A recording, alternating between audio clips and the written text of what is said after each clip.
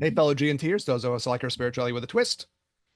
We are doing the Tantra of Attachment Theory. That's our mission statement for these few podcast episodes we're recording. We got to the point where we're going to talk about attachment theory in adult life, with the idea that we are going to work on these things inside of ourselves. And it's also something where, if you're going to like be with other people, we got to figure out these issues to make these tantric relationships work for Yeah. the benefit of all. And I'm going to do this for the first time. Yes, do it. So the first time I'm going to do Daniel does it at the end every time. I'll do it at the beginning just to say, hey, if you get value out of our podcast and you love what we're doing, we love doing it for you. So go through and maybe just give us a little bit of a review and the thumbs up, or just hit subscribe, YouTube and the other podcast services you use. You can always find us also on Instagram. Give us a little TLC over there. That's right. That's We got right. Facebook stuff. We got the whole deal. So as you Yeah. hear over and over again, Yes, in every podcast you've ever listened to, that's right. ever, do that thing that they all ask you to do. That's right. Do it. Yeah, for everybody, not just for us. It costs Yeah. nothing and it helps. It costs nothing and helps us out. And Hmm. this is a labor of love, Yeah. right? We really are trying to like share good stuff. I was thinking about too, Daniel, and we don't want to dwell on it, but we happen to be recording this in February 2025 Yeah. at the easiest times. And I was thinking, you know, it's so important to have these conversations about things that are have personal meaning, right? Like we Yeah. have to be able to find these personal meaning things, regardless of whatever else might be happening in the world. And probably whenever you're listening to anything like this, there'll be something happening in the world. Always is. It's life. Nothing's going on now, but there'll always Yeah. be something going on whenever you're Yeah. Yeah. finding this. And it just occurred to me how meaningful that is, even when things are crazy, to be able to find that spiritual meaning back. Yeah. It's so important. Yeah. All right. So we're doing our Tantra of Attachment theory, and we were at the point where we're going to like look at some of this in adult life, give some comments on maybe how you might find insights into whether or not you feel that you have any kinds of these things that you need to work through. So that's Hmm. kind of the next step in this whole project. And I guess depending on how it goes, we'll also talk maybe today, maybe next time, about what we think this means in terms of like spiritual practice and the tantras in particular. Yeah. All right, so into adulthood. What's really interesting about this is when they talk about, we've been from previous videos, if you're following along the whole thing, we got four different kind of attachment styles. So it's kind of almost like some people use this almost as like personality types or something, right? I'm Hmm. not sure that's always the best thing to do with a theory like this, but kind of four different types of folks with potential different things around this. And when you look at the stats on it, only about 50% of the people kind of come up secure, which means you got 50% of the people who are in one of these other types where there might be struggles involved. And I don't Yeah. know what you thought about those numbers. I was like, yeah, that's not a small issue, right? Hmm. Get some stats like that. Half the people are going to be struggling with this in some way or another. So, and in general, that would mean like, more trouble, creating more enduring bonds with people, trouble with romantic relationships, sexual relationships, and so on. So, the secure thing is interesting too because it introduces these two ideas. We were talking a little bit off mic about Esther Perel, and we're doing episodes where we like to talk about relationship stuff. We've done episodes around her before, and I think she references these kinds of things too in her discussions, where there's kind of two sides of like healthy attachment. One side is the idea of like this safe haven notion where you have some place where you can feel secure. We talked about it last episode a little bit. And then the other side is that you feel like you can have this secure base to go out and explore the world. So I think that's an idea that, I mean, to me, Daniel, I know it's something I keep coming back to whenever I think about these ideas, that those are two of the most important concepts, right? Can you get both of these set up for yourself? Can you get like a safe haven and also have this secure base thing where you feel like you can go out and explore? Hmm. I think that's like so important. So From an adult or childhood perspective, or I'm both? talking from an adult perspective From now an adult too. perspective, yeah. For kids too, but this is that transfer into adults, right? Yeah. I got some ideas about this. I guess we'll go through the types depending on time we have. We'll save it for maybe for next episode. But Yeah. I mean, in children, obviously, as we discussed last episode, that's of utmost importance because it really limits the ability of the child to find themselves comfortable in uncomfortable situations or new situations, we'll even say, maybe not even necessarily uncomfortable, but new situations. And so they're more likely to venture out and do different things, try different things, leave home, right? The world is not, it's a scary place, but not as scary as I might believe it to be based on the reactions of my parents. And then as an adult, it's much of the same thing, right? Because we're grown children, basically, right? I mean, Yeah, well, we get the same needs, right? The same yeah. needs core, even though maybe what you're looking for is different. Right. And so as Right? a kid, maybe it's going out and trying something new, a new food or hanging out with a different friend. But as an adult, it's taking the risk, right? Yeah. To open a business, to go travel somewhere else, to, I don't know, expose yourself in a different way, to conquer fears, you know? So these are the kinds of areas in which you can, sort of have a safe haven, and that gives you the ability to grow in different ways. Yeah, yeah. I mean, you almost need like both sides of this somehow to be met, the yin and the yang of that, like we talked about last time. Mm-hmm. They both have to be there. But then I'd be remiss, Eric, if I didn't mention, and we won't have to go into it now because I know we're going to do an Esther Perel episode, and Mhm. maybe we can reach out and see if she'll hop on with us at some point, or we can go on hers. But the other, the sort of the dark side to that would be would be complacency, familiarity, and sort of lack of spontaneity, lack of fire, not having the newness, if you will. You have safety and security on one side, but then like newness and spontaneity on the other. And so Yeah, I know. It's like I was giving it a re-listen too. You said you just kind of like we're finishing up with, yeah, one of the couple of books that she has, and I give a couple of chapters a listen to. Uh, we'll do Esther Perel stuff even more, but it is the thing that keeps coming up. Like, can you yeah, get both of these things, yeah, right? Or do you get yourself somehow like, okay, I got the safe haven, but I don't have the exploratory opportunity and things getting stale out, right? yeah, yeah. Yeah. I don't know. Okay, since we brought it up, I'll pull it up like just should be right here, lickety splittity. Yeah. Well, You that know, that that's part of the difficulty in long-term relationships, right? Is managing both of those pieces. And yeah, how I mean like and how do you do it, right? Because it's not that oh, it's only going to be for some people. No, this is a facet of every long-term relationship. I can't remember if it was in one of her books or some other piece that I was reading, but they talk about like in the beginning of relationships, the newness is chemically driven, right? Meaning dopamine. So yeah, yeah. you see somebody, it's new, it's fresh, you get that hit of dopamine, you're excited to see them, right? You've never done this, they've never worn that, you've never been to this place with them. This is a new environment. So that newness keeps you going, but actually over the long haul, it's the serotonin, right? We talked about this before, this dopamine, serotonin, dopamine, short-term hit, new, fresh, get it out of my mind. Oh my gosh, instant gratification. Serotonin, longer term, takes longer to build but gives you a deeper sense of satisfaction because it's more deeply grooved into your mind and into your body. And so in a relationship, the longer that you spend time together, the more that you bond, you start to release oxytocin.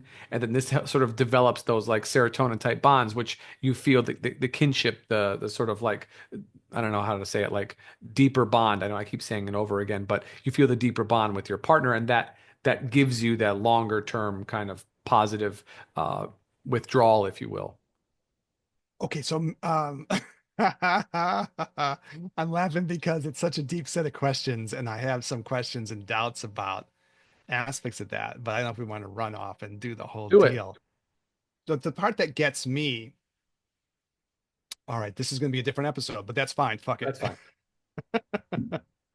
The thing that gets me is I don't know about, I have questions about the serotonin interpretations, you know, because obviously that's a part of like relationship connection, right? Hmm. But there's also the question of like, is the dopamine thing only the short-term hit? And the serotonin is like almost framed as like the more positive thing, right? The serotonin is the thing that's going to like sustain Well, or support. yeah, the Yeah, I don't know. serotonin, oxytocin, yeah, Okay. Well, let me give a little of the Helen Fisher stuff since we're riffing. yeah.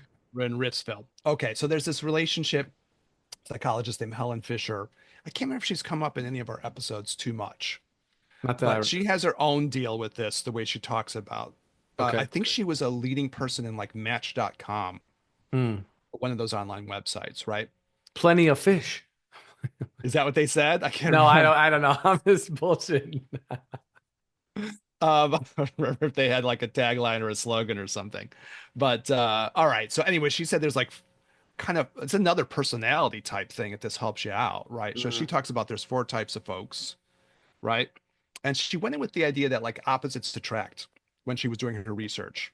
Hmm. So her idea was like maybe she kind of divides people up in like, are you more of like an estrogen type person? You're more sensitive, you're more emotional, you're kind of longing for this kind of emotional connection. That's how she talks about it. Then she'll talk, this is like off the cuff, but I remember this decently well. And then there were testosterone people who were a little bit more aggressive and assertive. And they're probably looking for um, that probably less of the emotional connection, sexual things, but also like they're kind of doers, Mm. they want to be out and they're involved in a lot of activity. They're productive people. And then she went to the idea of the serotonin people who are sort of more stable, secure type people, right? And then she went to the dopamine people, and the dopamine people who want a lot of variety and change and activity. They're exploratory people. So she has a whole deal about this, right? And then her thing initially was that maybe opposites attract. So maybe the estrogen and testosterone people are drawn to one another, right? And then maybe the serotonin people and the dopamine people are drawn to one another. That was her thing going in. But then it turned out like when she actually did the research, that wasn't the case.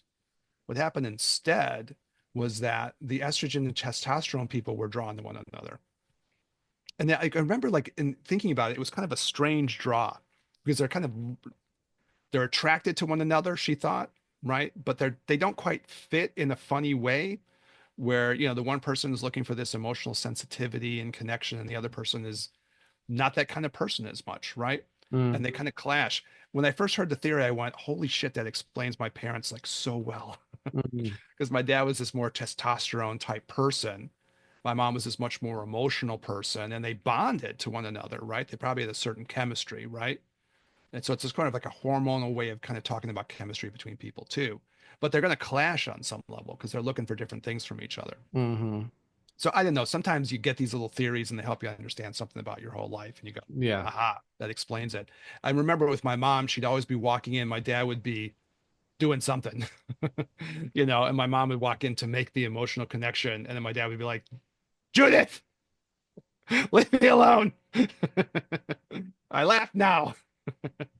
But I was like, holy shit, that makes so much sense. But anyways, when Helen Fisher, the lady doing this research, got to the serotonin and dopamine people, she realized that they weren't that into one another.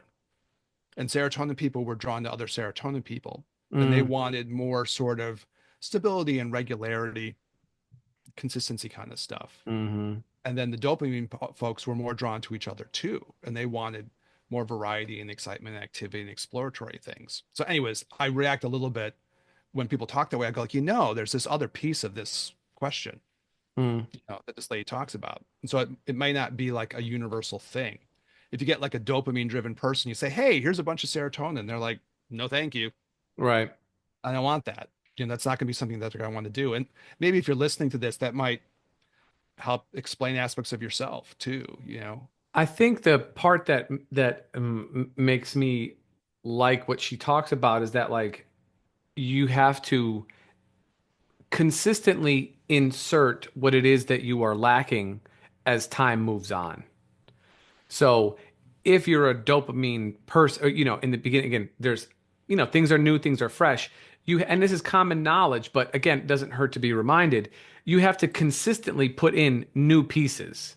So, and I remember there was something I was reading before that's like you have to see your partner in a new light, which is why it's good to go out to new places because you see them in literally new lighting, in new situations or different clothes or whatever the case is. So you have to add that into the relationship, regardless of whatever kind of personality that you have. It's a maintaining of the freshness as juxtaposed, like you talked about earlier, to the security piece, to That would be the like the dopamine vibe from what you're saying. You need newness that you have to inject into the thing yes, live. Like, yes, in order to not be completely disarmed. Because one of the things that is important to remember is like this person is an independent person. Nothing, they're not, yes, they're, maybe your person if you want to claim ownership of somebody or they want to claim ownership of you or you want to give your own license away.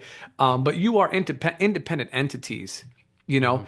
And so the opportunity for you to see somebody in a fresh set of eye with a fresh set of eyes benefits both you and them regardless of whatever you are, but it does lead credence or lend credence to the dopamine kind of aspects of our mind. Yeah, yeah, yeah. It's an interesting theory. I get what you're saying. I mean, there has to be some kind of balance regardless, Correct. because you need to have something like a safe haven, but you also Yes. need to have something like I can go off and explore, Yep. right? It was wild because we were doing these episodes on attachment theory, so I did think of like the Esther Perel book, and everybody loves Esther Perel. Which one? So Mating into captivity? I was looking at Mating Yeah. Captivity, Yeah. you know. And so like I hadn't remembered this, but the very first chapter of the book relative to attachment theory, and she doesn't specifically mention attachment theory that I can remember, but it kind of is always kind of woven in there some way or Yeah. another. Yeah. Yeah. It Yeah. feels to me, you Yeah. know. So the very first chapter is called From Adventure to Captivity. Why the quest for security saps erotic vitality. And I was like, okay, all safe haven, you know, no exploratory secure base, right? It's all like the one side of the thing, you know. Mm-hmm.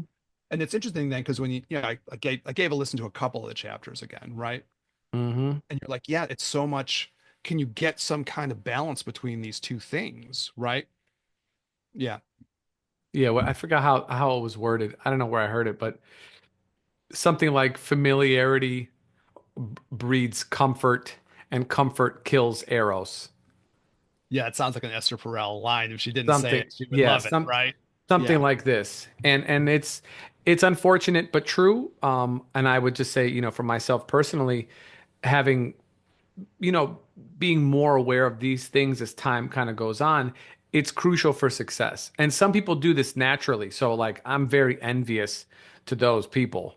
There's it just like they have it in, they know what they have a sense, or maybe they learned it from their parents or whatever. I didn't, Mhm. my parents are divorced and married multiple times, so you know, I'm only as successful as their worst one. Well, So I mean, could you, okay. So yeah, last episode, I'm not gonna put you on the spot if you don't want to talk about it. Like, don't. But the thing is, when we were talking last episode, I was like, well, I grew up in this chaotic, just emotionally tumultuous, physically violent household, right? yeah, yeah, It wasn't all the time. And then, like, again, I'll make the same caveat. There are people who had worse experiences than for me, for sure. sure. But Yeah. I was like, yeah, this was like, there was violence and there was just a lot of this kind of stuff. So, for me, learning this theory was okay, at least I grew up with these issues around this disorganized thing that we talked about last episode, right? Yeah. And then to get to the secure attachment thing, that's the theory, right? Mm-hmm. Eventually you work through your issues, you find your way to a better space. Okay. Mm-hmm. But so I kind of like was doing that. And I was like, well, I wasn't sure if you wanted to talk about how you thought this theory reflected on your experiences. Because ours are very different. Like my parents never divorced. Should they have? Perhaps. Right. Like all the time, my brother and I were like, "Will you just do this already?" So Yeah. I'm not saying it wouldn't have been right for them, but they did it the other way, and they were maybe even a little bit old school. It Sure. wouldn't have been right for them. But you're bringing it up now. So what do you think? You went through the divorces and the changes and the breaking of attachments. Do you think this translated into anything of these four types for you and stuff that you needed to feel like you needed to work through?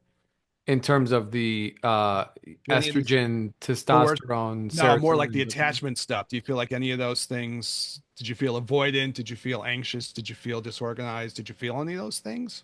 I mean, possible, but I'm not that I can. I'm not that I can point out, with any kind Okay. of clarity, So to you be feel totally like a little honest. bit more like, would you fit into like the secure vibe? Do you feel that way? I'm not trying to put you on the spot, but it just occurred to me like, okay, we know each other. Yeah, I know the history. I've been like, okay, does any of this apply? Does Daniel feel any of this applies to him?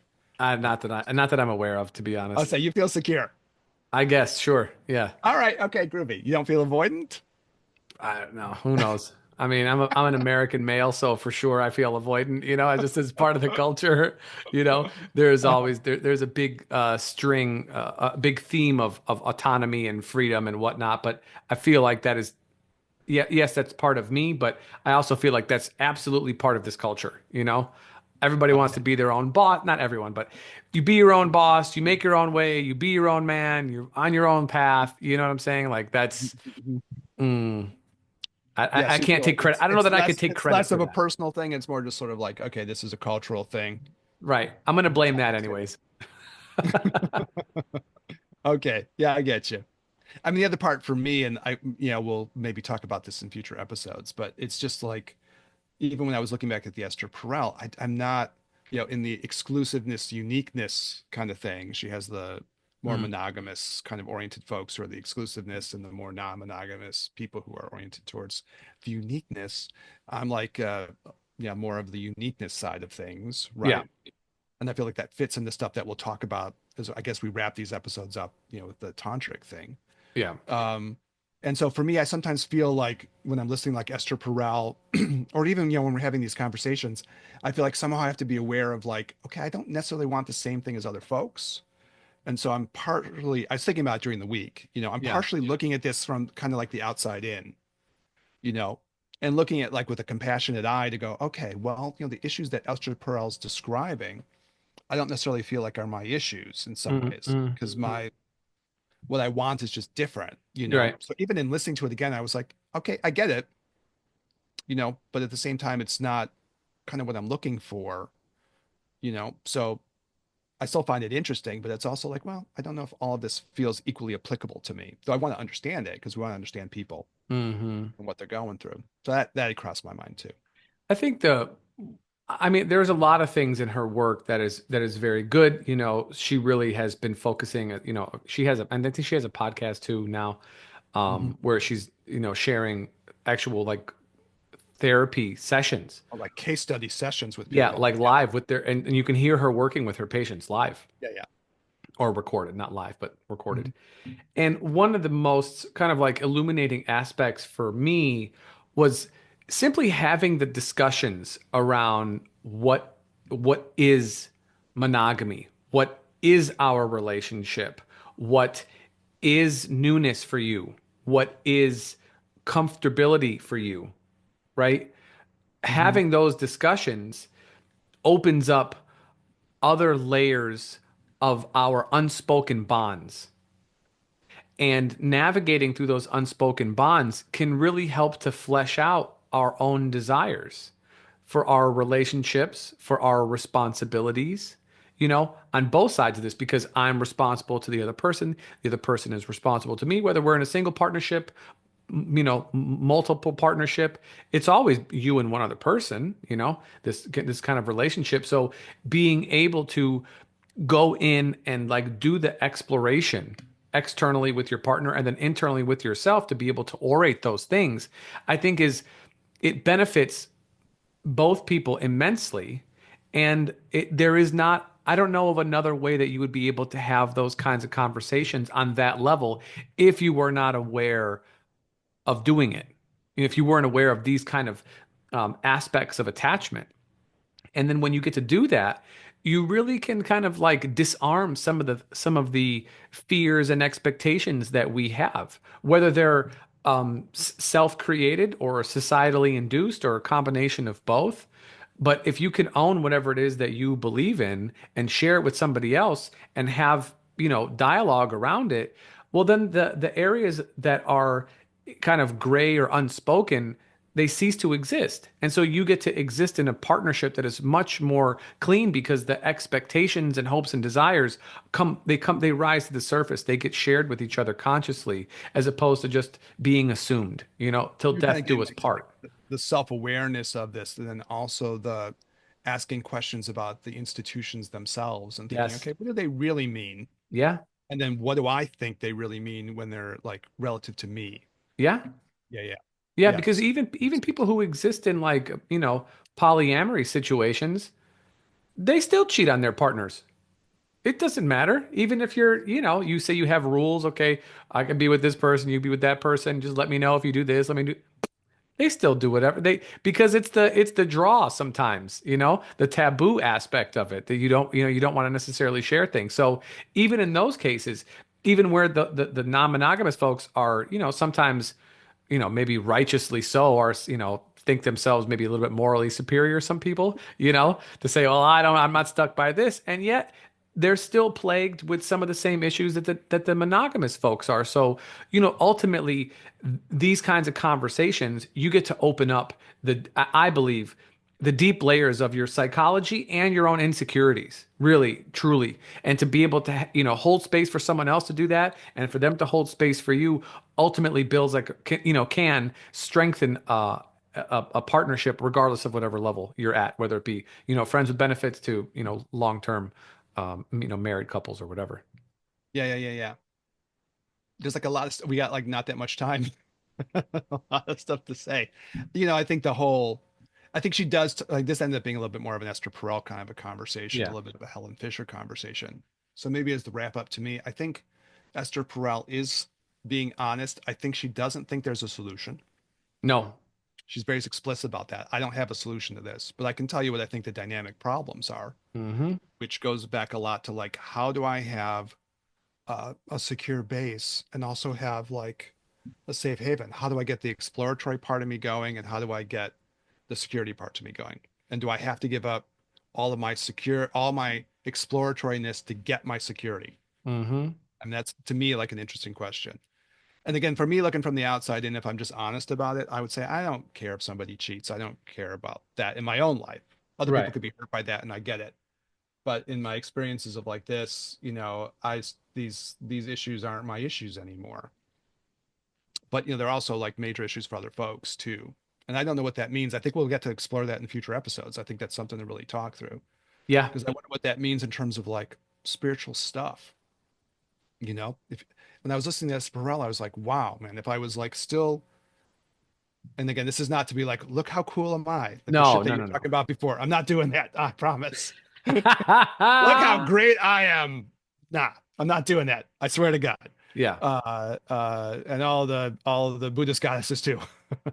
But it is something where I was looking like, wow, that'd be a lot to carry. If I was like, if I Sure. felt like I was burdened by a lot of the stuff that she's talking about in her case studies, I would find it to be spiritually hard. Yeah. I'd be carrying too much weight on me. Maybe the other part, just as the capper running to the end, because we ended up talking about these two great ladies, Esther Perel and Helen Fisher. Mm-hmm. Maybe the other thing that in self-awareness is to like, if that Helen Fisher speaks to you, if you go back and say, I am a pretty dopamine person. Okay. Mm. Then something about yourself, and you probably know, like, I probably need another dopamine type person. I need another exploratory, freedom oriented person. That's my jam. That's my vibe.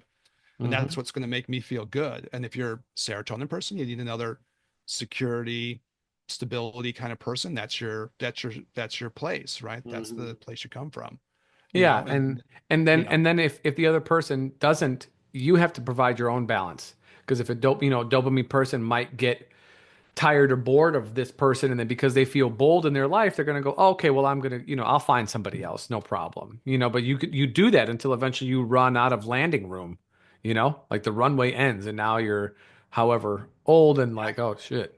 I know I got in the notes too. I'm not sure what it means in terms of like if you're all, and then for future episodes just previewing, but I don't know what it means if you're always having, there's a lot of that serial monogamy stuff. A break Right. with this person, a break with that person. And I was thinking about the attachment mechanisms. And I'm like, I know what it does to that over time. If you keep having these separations, I honestly don't know. You know, Yeah, I don't know. it's a different, it's a different lifestyle than mine. Right. But I've thought about it and I thought, well, that's not an easy thing to like build all these attachment bonds and then have them go splat, and I have to starting over again. Shit, Mm-hmm. that's not easy. No. I guess it gets to the Esmeralda thing. There's no universal right solution, No. No, right? there's not. But we'll kick this around. I thought that maybe the Helen Fisher stuff helps out a little bit too, if we're taking like who are we like? And then the other part maybe to be continued with this would be like getting the right fit. If you It's got a always church about the right fit, certain man. It's you always used the about word the right insert fit. earlier too, and I didn't say anything about it. Well, jump on all of them because life is short. I didn't want to like kill your flow, but you're just like, well, it's how you insert yourself. And I was like, maybe that's true, Daniel. Yes, it is. It totally is. Like, okay. How and where, you know what I Sometimes mean? it's how you receive too. That is correct. That is, Anyways, to be continued, I suppose. But I yeah. mean, nice episode in that we kind of kick some of this stuff around, a little bit Yep. of a freestyle that we That's right. like. But like fun to share the Helen Fisher stuff too. Maybe as a thing to follow up on that at some point, Daniel, before we totally take off. I wonder about the serotonin thing too, because when I heard her theory to be continued, I got a little suspicious about all the serotonin reuptake inhibitors everyone's on. And it's a little bit hostile to the dopamine, and it might make people can potentially make you put on weight, get more yin, and you get less dynamic. And I worry about that a little bit too. You know, We should start there next time. be continued. Yep, to Yeah. be All continued. right. Well, Thanks so much, everybody, Daniel. tune in because we're diving into the real shit, and that's what we do. That is, the world is crazy right now. For those of you who made it to the end, your attention span is in the top 10% of the country, which isn't that great actually. So Ironically enough. ironically enough, it is not fantastic. So you're better than most. Congratulations. However, we are the bottom of the barrel at this point in human history with our attention span. So good for you. And good for us and good for whoever's listening. And as always, thank you for tuning in. Like, comment, subscribe, share our work. We definitely appreciate it. Hit us up, ginandtantra@gmail.com. Hit us on the gram, the Gin and Tantra podcast. Show some love. Like, comment, subscribe, do all the things. We appreciate everybody's input, their ears, your hearts, your minds, all that stuff. This is a labor of love. And yeah, we're grateful for everybody who tunes in. So for Eric, this is Daniel. We'll catch you guys in the next one. Peace.